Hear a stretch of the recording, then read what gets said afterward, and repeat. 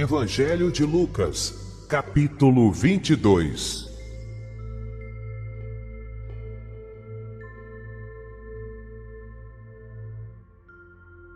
Estava, pois, perto a festa dos pães ázimos, chamada a Páscoa, e os principais dos sacerdotes e os escribas andavam procurando como o matariam, porque temiam o povo. Entrou, porém, Satanás em Judas, que tinha por sobrenome Iscariotes, o qual era do número dos 12. E foi e falou com os principais dos sacerdotes e com os capitães de como lhe entregaria, os quais se alegraram e convieram em lhe dar dinheiro. E ele concordou, e buscava oportunidade para lhe entregar sem alvoroço. Chegou, porém, o dia dos ázimos, em que importava sacrificar a Páscoa, e mandou a Pedro e a João, dizendo: Ide, preparai-nos a Páscoa, para que a comamos. E eles lhe perguntaram: Onde queres que a preparemos? E ele lhes disse: Eis que quando entrardes na cidade, encontrareis um homem, levando um cântaro de água. Segui-o até a casa em que ele entrar. E direis ao pai de família da casa: O mestre te diz: Onde está o aposento em que hei de comer a Páscoa com os meus discípulos? Então ele vos mostrará um grande cenáculo mobiliado. Aí fazei preparativos. E indo eles, acharam como lhes havia sido dito, e prepararam a Páscoa. E chegada a hora, pôs-se à mesa, e com ele os 12 apóstolos. E disse-lhes: Desejei muito comer convosco esta Páscoa antes que padeça. Porque vos digo que não a comerei mais até que ela se cumpra no reino de Deus. E tomando o cálice, e havendo dado graças, disse: Tomai-o, e reparti-o entre vós. Porque vos digo que já não beberei do fruto da vide, até que venha o reino de Deus. E tomando o pão, e havendo dado graças, partiu-o, e deu-lhe, dizendo: Isto é o meu corpo, que por vós é dado. Fazei isto em memória de mim. Semelhantemente, tomou o cálice depois da ceia, dizendo: Este cálice é o novo testamento no meu sangue, que é derramado por vós. Mas eis que a mão do que me trai está comigo à mesa.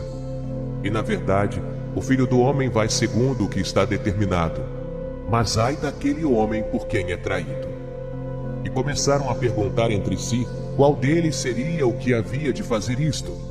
E houve também entre eles contenda sobre qual deles parecia ser o maior. E ele lhes disse: Os reis dos gentios dominam sobre eles, e os que têm autoridade sobre eles são chamados benfeitores. Mas não sereis vós assim. Antes o maior entre vós seja como o menor, e quem governa como quem serve.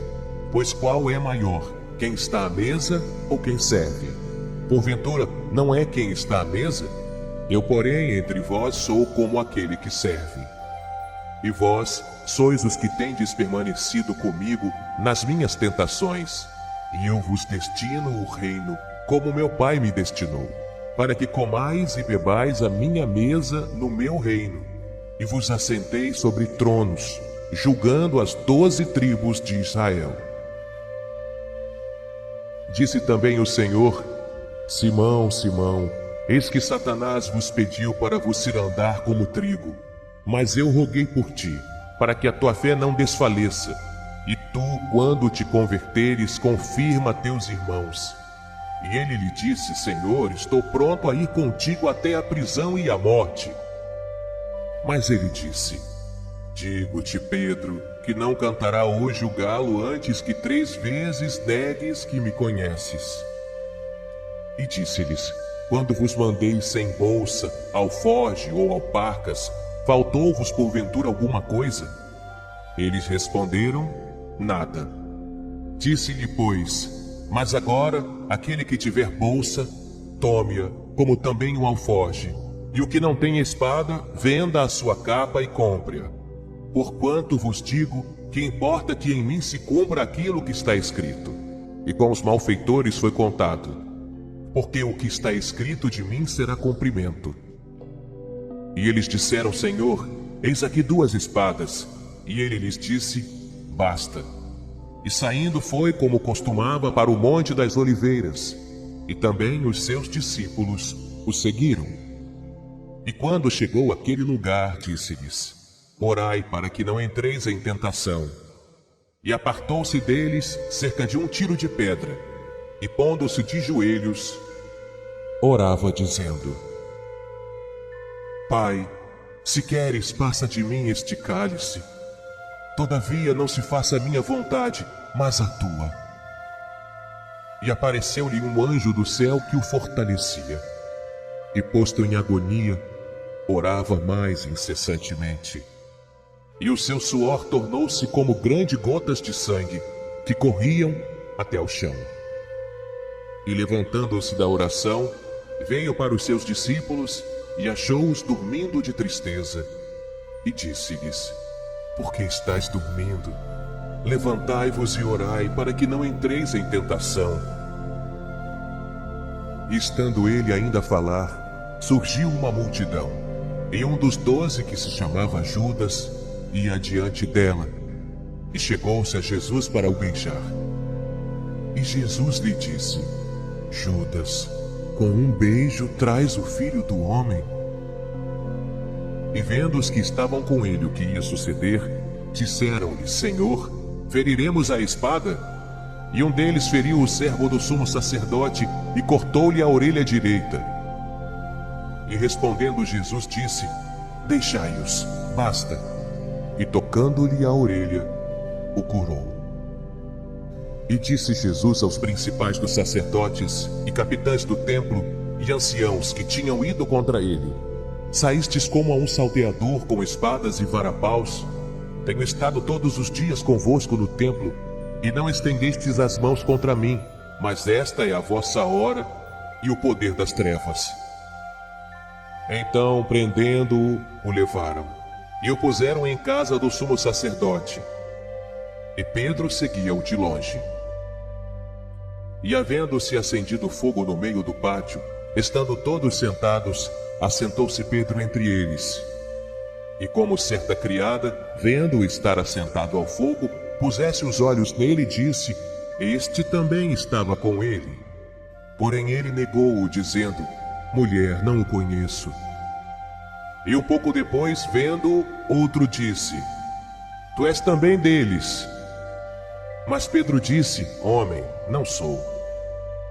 E passada quase 1 hora, um outro afirmava, dizendo: também este verdadeiramente estava com ele, pois também é galileu.